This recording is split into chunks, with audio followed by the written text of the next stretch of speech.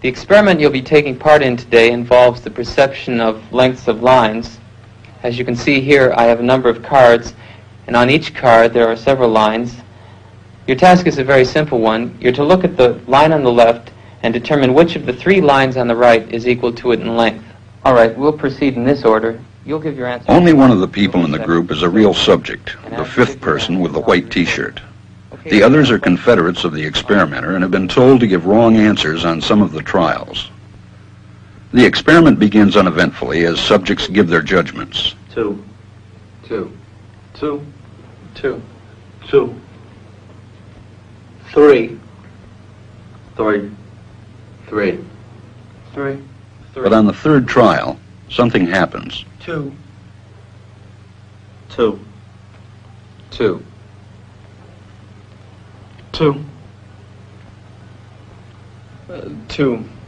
The subject denies the evidence of his own eyes and yields to group influence.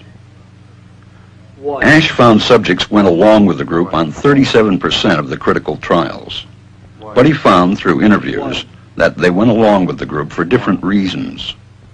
1. 1. They must be right. There are 4 of them and 1 of me. 1. This subject's yielding is based on a distortion of his judgment. He genuinely believes that the group is correct. 1. 1. 1. 2. 1. 2. 2. 2. I know they're wrong, but why should I make waves? 2. In this case, the subject knows he is right, but goes along to avoid the discomfort of disagreeing with the group. Here, the distortion is at the level of his response. 2. 2. 2. 2. In the previous experiment, the naive subject stood alone against the group. In this variation, Asch gave the naive subject a partner, here seated in the third position, who also gives the correct response. 1.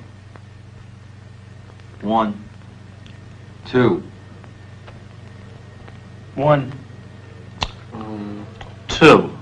With a partner, yielding drops to only 5% of the critical trials compared to 37% without a partner.